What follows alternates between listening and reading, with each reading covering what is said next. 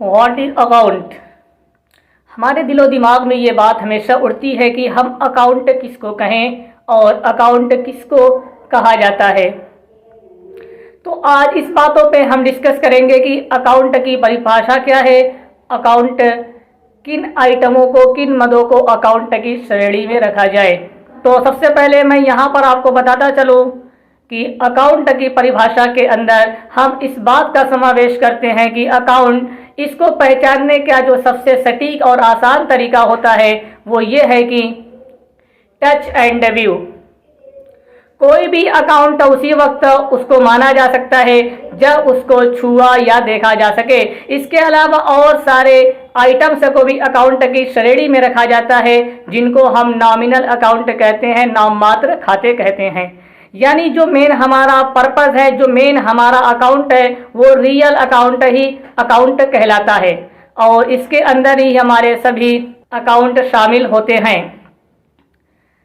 तो इसको पहचानने का और इसको समझने का सबसे आसान तरीका है टच एंड व्यू, यानी जिनको हम छू सकें या जिनको हम देख सकें। तो यहाँ पर मैं आपके सामने एक मिसाल पेश कर दूं। जैसे यहाँ पर मान लो हम किसी बंदे से कोई सामान खरीदते हैं, तो जाहिर सी बात है जब हम यहाँ पर किसी बंदे से कोई सामान खरीदेंगे तो ऐसी कंडीशन में यहाँ पर उस बंदे से जो सामान हमें प्राप्त होगा वो हमारे लिए क्या हो जाएगा, गुड्स कहलाएगा।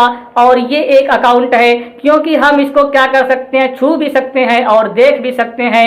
और जिस बंदे से हम क्या कर रहे हैं, उस सामान को खरीद रहे हैं, अगर हम उधार खरीदते हैं तो वहां पर उसके नाम को दिखाना लाजमी होता है। तो ऐसी कंडीशन में ये जो उस बंदे का नाम आएगा या उसके फर्म का नाम आएगा वो पर्सनल अकाउंट होगा। तो पर्सनल अकाउंट ये हमारा एक ऐसा अकाउंट है जिनको कानून ने अकाउंट माना है। यानी जब भी कोई बंदा जो जीवित हो या उस ऐसा बंदा जो मर गया हो, जिनके नाम से फर्म चलाई जाती हो, या किसी भी ऐसी कंपनियों के नाम को हम पर्सनल अकाउंट की श्रेणी में रखते हैं, जिनका कंट्रोल या जिन पर पूर्ण अधिकार एक व्यक्ति विशेष का हो या उसके अधीन रहने वाले अन्य व्यक्तियों का हो। तो ऐसी कंडीशन में जब हम कोई सामान किसी बंदे से परचेज करते हैं तो वहां पर उस बंदे के नाम को पर्सनल अकाउंट के श्रेणी में रखा जाता है और जो हमारा गुड्स प्राप्त होता है ये हमारा रियल अकाउंट माना जाएगा। और यही हमारा मेन टॉपिक है कि what is real account, what is account, account definition. Account क्या है, रियल अकाउंट क्या है और अकाउंट की परिभाषा क्या है। तो अकाउंट की परिभाषा के अंतर्गत हम इसी बात को कह सकते हैं कि हर उस खाते को, हर उस चीज को अकाउंट मान लिया जाए जिनको हम छू सकें या जिनको हम देख सकें। इसके अलावा भी और सारे अकाउंट आते हैं, जैसा कि हमने बताया, जिनको कानून ने अकाउंट माना हो या जिनको हमारे कुछ रूल ने अकाउंट माना हो, जिसकी श्रेणी में हमारा नॉमिनल अकाउंट आता है। ये एक ऐसा अकाउंट होता है जिसको हम सिर्फ महसूस कर सकते हैं, न इसको देख सकते और न ही इसको छू सकते। इसको हम सिर्फ और सिर्फ क्या कर सकते हैं, महसूस कर सकते हैं। जैसे हमने अपने यहाँ किसी काम करने वाले को, किसी एम्प्लॉय को रखा हुआ है और हम उसको सैलरी पेड करते हैं। तो ऐसी कंडीशन में जब हम सैलरी पेड करते हैं तो वहां पे हमारा क्या होता है, एक्सपेंसेस होता है, खर्चा होता है। और जब हम किसी खर्चे को करते हैं तो हम उस खर्चे को देख नहीं सकते, उस खर्चे को केवल महसूस कर सकते हैं।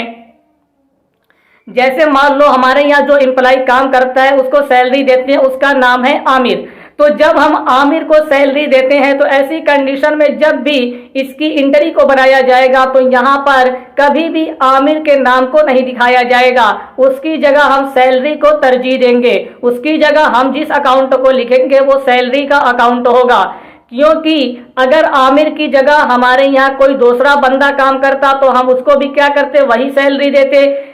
तो ऐसी कंडीशन में यहाँ नाम की कोई वैल्यू नहीं होती है, यहाँ पर काम की वैल्यू देखी जाती है। और कॉमर्स का रूल यही है, पैसे की वैल्यू होती है, न कि किसी इंसान की वैल्यू होती है, काम की वैल्यू होती है, न कि किसी के नाम की वैल्यू होती है। तो यहाँ पर मैं आपको एक मिसाल दे दूं कि कब किसी व्यक्ति के नाम की वैल्यू नहीं होती।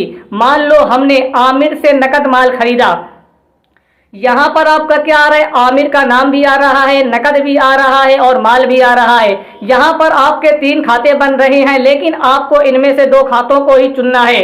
तो ऐसी कंडीशन में जब आप आमिर से नकद माल खरीदेंगे तो यहां पर क्या है, मैंने पहले ही बताया कि पैसे की वैल्यू होती है, किसी आदमी की, किसी इंसान के नाम की कोई वैल्यू नहीं होती कॉमर्स के रूल के अंतर्गत। तो ऐसी कंडीशन में हम क्या करेंगे, आमिर को छोड़ देंगे और पैसे को हम तरजीह देंगे।